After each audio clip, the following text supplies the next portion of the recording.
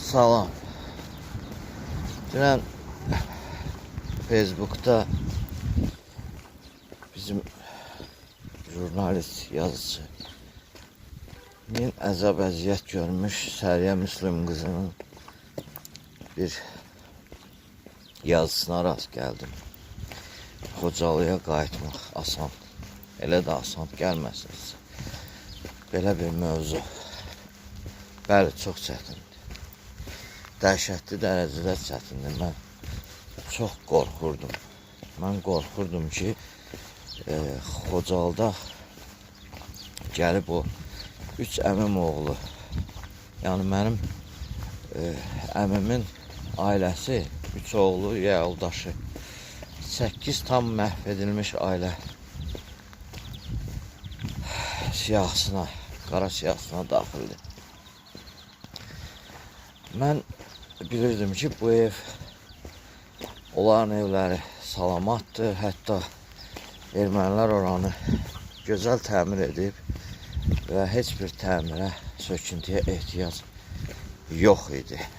Mən düşünürdüm ki, mən gedib o evə necə girəcəm? Qorxurdum, axı əmim uşaqları yoxdur. Ən son ümid yerim o idi ki, Xocalıda onları görə bilərəm. Siz bu hisslər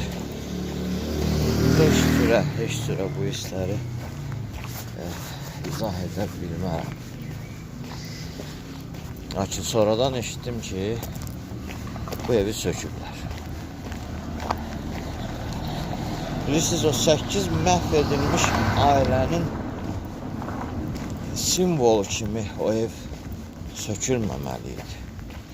Yeganə ev idi, bəlkə də normal vəziyyətdə qalmışdı. Kim söküb onu? Siz kimsiz? Sizə kim ixtiyar verir? Deyirsiniz, qanun, axı yazılmayan qanunlar var. Və mən düşünürəm ki, normal ağıllı insana tapşırılan, nə bilim, tapşırılsaydı bu, düşüncəsi olan bir insan, istəyir kimi olsun, mənim lap belə gözümün işığı olsun, dövlət orqanlarına müraciət etsəydi ki, bu ev durur və bu ev 8 tam məhv edilmiş ailəsinin, üzr istəyirəm, mən danışa bilmirəm biraz. Dəhşətdir. Dəhşətdir. Sizə kim ixtiyar verib? Siz kimsiz?